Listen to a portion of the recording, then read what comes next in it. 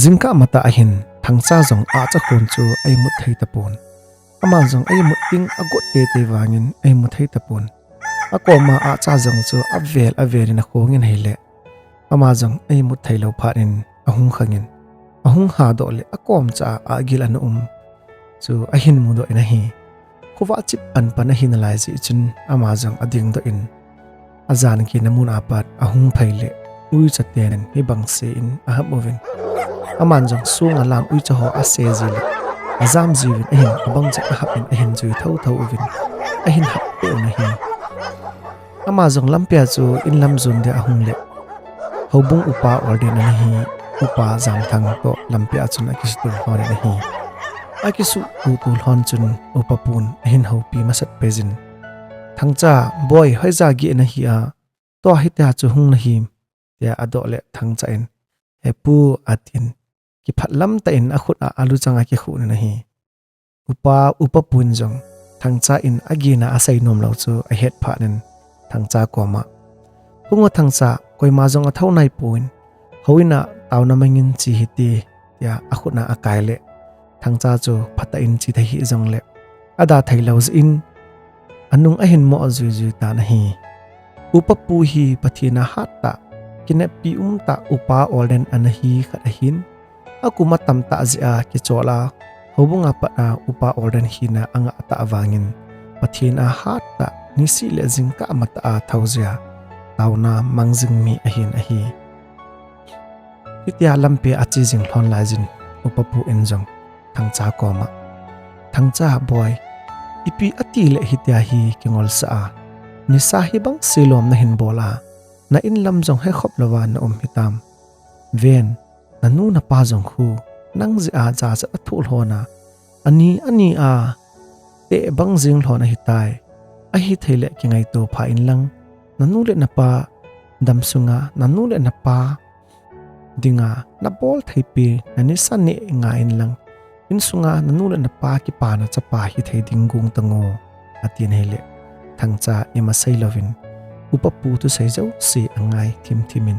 iti chun achi hone na hi tichun upapun aban a sei be kenen thangcha ven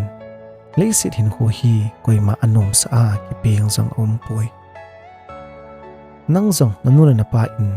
ha sana tampi tul hon jong le ni hu khat le kha phata na hin sim do a amani na hin vat hon ding ngai to a ha san na zo se kho khela sumhin hol hlona nangla lekha chimta sanga itabanga chan phalau ta na hin bol hi nanu na pa ti ta lo ke jong kapuna in a hi ati na hi ichun thangsa hung pau da en pu ke hi thileng kanu le kapa ki pa zu ding hi ti ke ji a kanu le kapa zumjing lo na hi atin a hi le ke hasiat ta upapu ta se chu a hin don bu na hi ichun upapun thangcha ipiti pasal ni ya hitabanga chu pau na hi ham koi macha nu le pan acha ti iza ni kingol sa han lang chawei jong le acha thi dinga dei poi icha sang chun nanu le na pan iza na na hin boi pil hon hi thang tom na in la in lang ni khu khat le ka le thu zon ding tin nang ki ham bolin ati na hi iti chun ahung puma hung ki ho lim hlona hawin lam a hin zot hlon le hawin lampi mol chu a hin phalon tan hele upapu chun thangcha chu hopi angai a het ji chun thangcha koma thangcha hilai jubilee sung chung a hin chamkhat pi chol heti ke kalal tai atin hawin lampi pa ma ki tung jubilee sung chung a chun atovin a hele thangcha jang ahung tovin a hi upapun thangcha chu avat le kilasit na adi ma hi chu a thimin thangcha wan nen de du kya le samsawa ki sirkhalawa nisa ni a ki ngol sa je a anu le apa jingin jong anisa ni je a insunga sa nom lo chu avet le apuna le ni hi khusunga thangcha lo chang ni le nisa ni hello koima tapo na hi anisa ni je a apan aje ba phatta sanga se nalam ano che jingin azo zona khusunga guchat ti ho change abol phana apan insunga ano dole itia chu mi inning in ka a gi a ka kum le injong ki le lawa kingol sa kha hi chu upapu chun apu nat pi na hi ahu pi na ding phat thailo le atam zo a khamji ji a anahu pi thailo hi hi cho ho chu agyal le tuni wang phat kilam ta hi atin thangcha ko ma akhin nai sin ki da lo be in ahu pi ta na hi thangcha ven boy atin thangcha lam akinga na hi le thangcha zong mai mol te in a hin ven chun atu se aban jamin le se da hi nang zong ke zong ibon cha owa ni khu khat le ithi di wa hi ke zong pathian in dam na ai pi ji a ke zong pathian in dam na ai pi ji jala hiti chan hing ka hin ke zong hing swat ding ka hita poi aji chu ka kumatam chanin katha ala semin kalung zong ala samta na hi ji a chu ka hin ka chom khat sunga anjo khalle aji ka chat te ka hing ka kom thasit nang ka bol do khadem te ching thai ta in kho ka mana ka pathin le ka kusung mi te lung hleina a in kho man ding ka go jing hi ji chun nang jong chapang gol hang kum som ni la thum bep na hin ke banga kum tam jong na hi lo in pathin na hat lai na mel hoi lai aman cha nom lai ta a nang hi banga na kyongol sa a in kho na man hi na nu na pa ki hilawa na simpa pathin jong na chunga ki pa lo ding hi ji chun a hi theile na hin khu man tam ta na pi a na simpa na pathin lung hola in khu man ding ngai to tan atin atu sei nga ya kun hla thangcha chunga chun akhut angamin to hapat yam bolin o atin pha sam chu azu ni na hi atu sei aban jam kinin chule tuni mama a na ina na chia anu le na pa ko ma na chia ngaidam na ki thum ding ina na umma na pot do lo ding a hi atile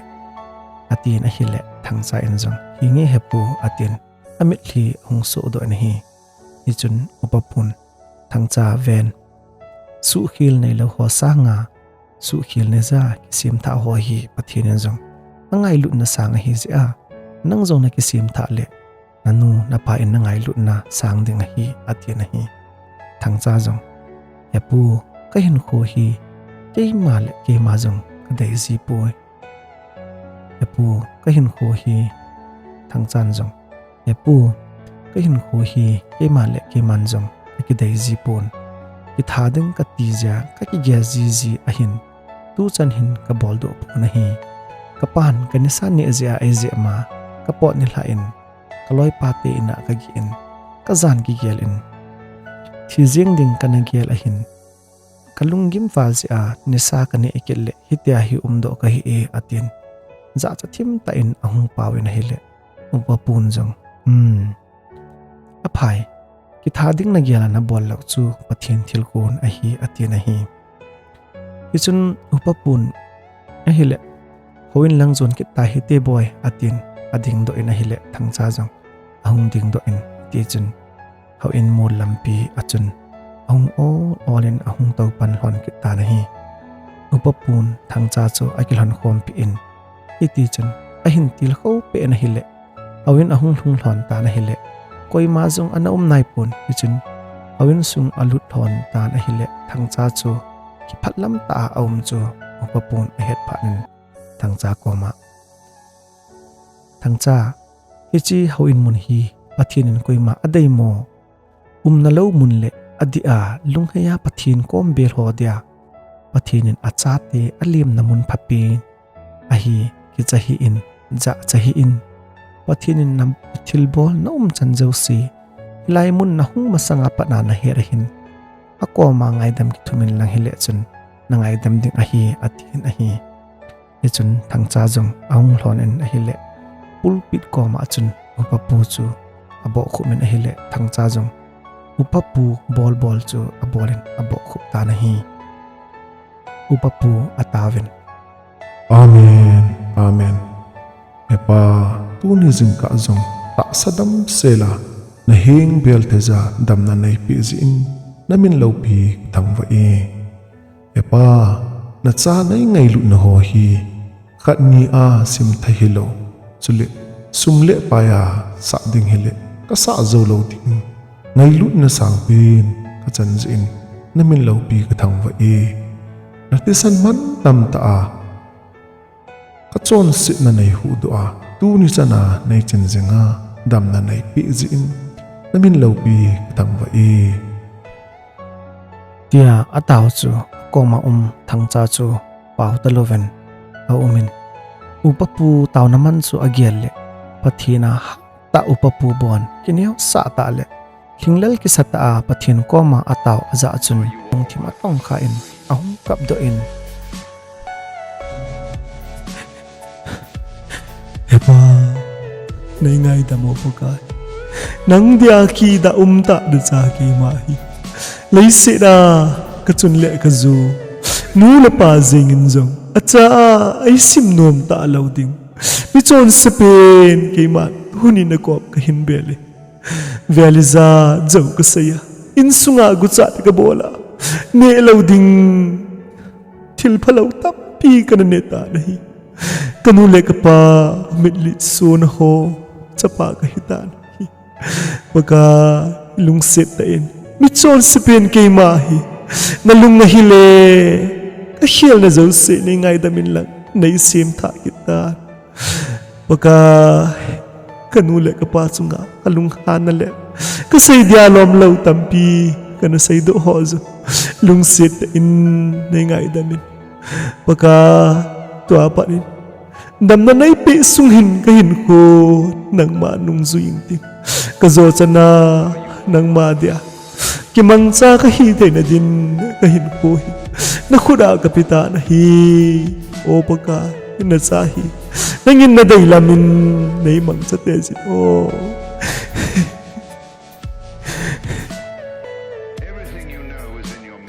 iti chun itim zo lovin thangcha ha kamin pathin anga kisi le thasi na le ki pa pomin amit hi apo ne na hi upapun jong azan tauna aman chai jin akoma taw thangcha chunga chun aku nangamin thangcha ven pathinin na tauna sang ta dunia pat pathin dailan pin golang thangcha na hi ahita dunia pat hin pathinin nalhan pi jingan lang nabo na to jose pathin lan pi han lang lolhin na napitahan ven milung si mi khutu thim ami ngai lu na ate pi ding bai hi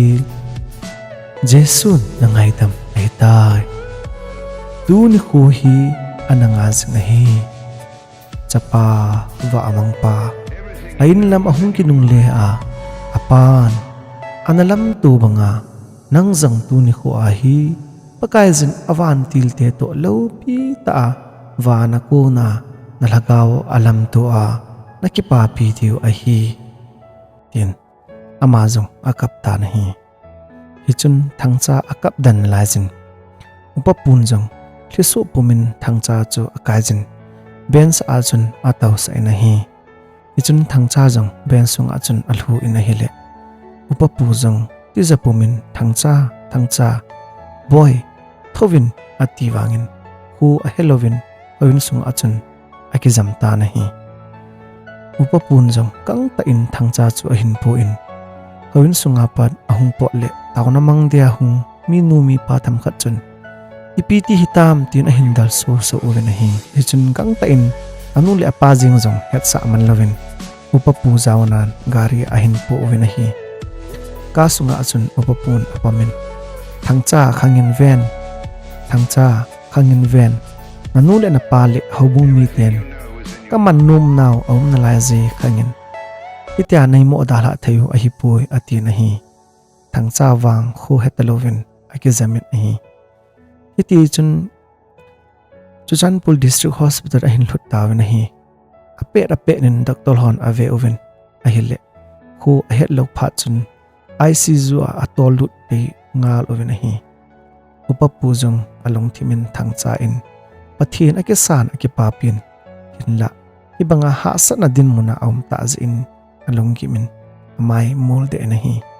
chamkhat jovin anule apa ahung long ta na hi thang cha to akisu tu dan le hawin sunga tawna aman chan hlon chule hospital ahung thun dan uchu me thilung pumin asejin ahile anu akap thlajingin apanjong azinu chu atuin ama me hlui jong along hade de jing ta nahi ichun thang cha nu le pa chan chu akoma okosumi te le upapun avezo pun ichun upapun ipi hile tawna mango hiti ativin upapun tawna amangin ahi cham khat zo pe enung sun kim ton konin doctor hon upapu chu ehin ko uvin hopi the ahi tai ativin ahile anu le apa chu le upapu ahin abon adal chi una hile thangcha chu na in anu le apa chu le upapu chun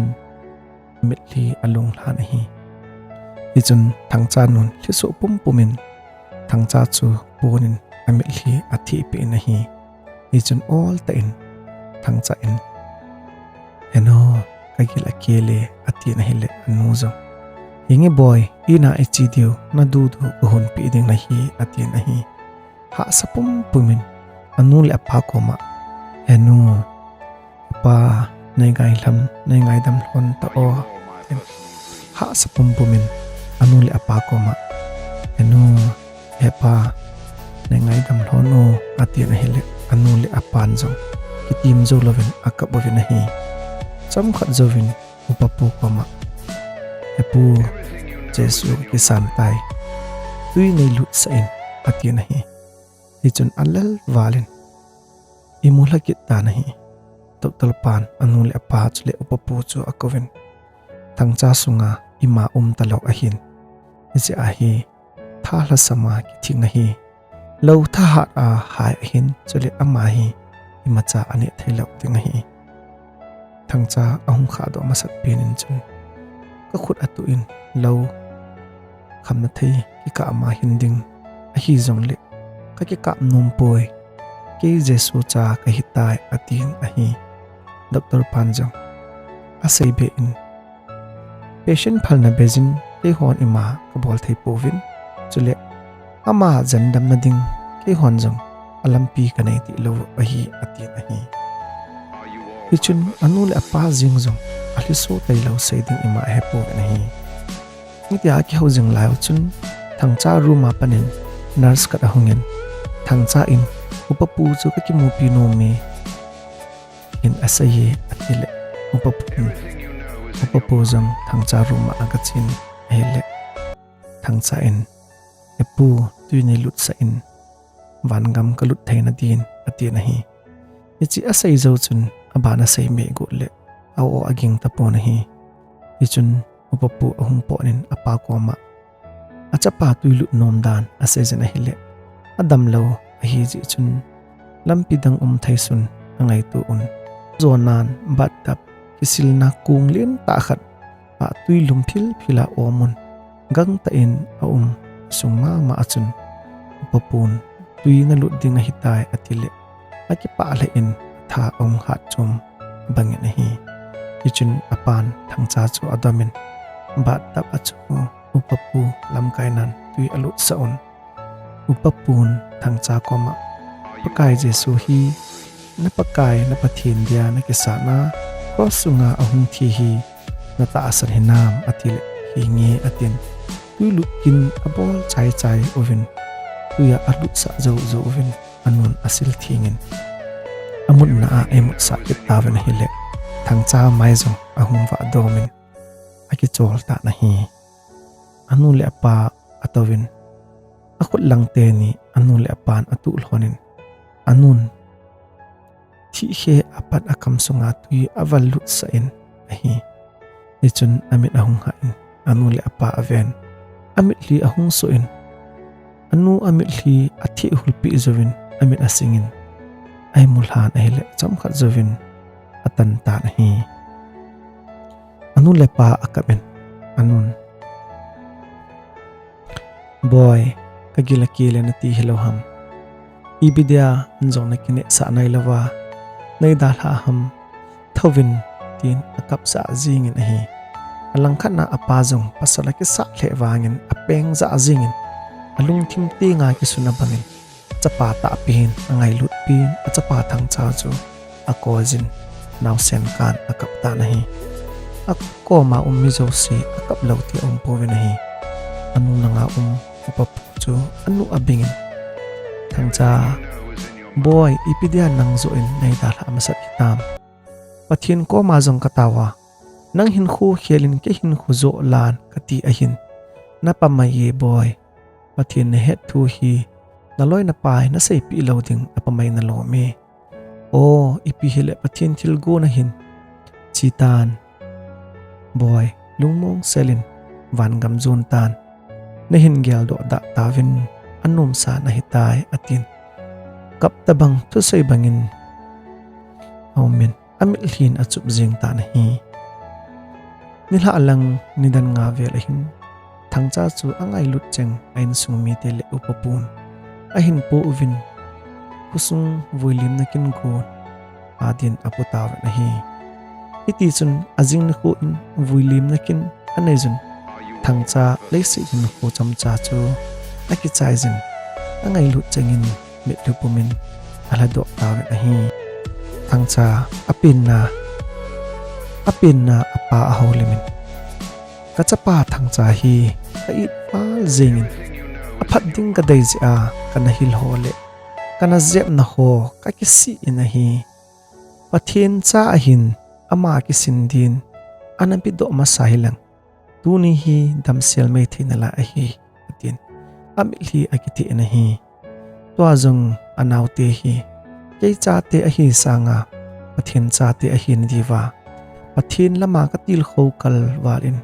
kin ka ze ma ka diana ka cha te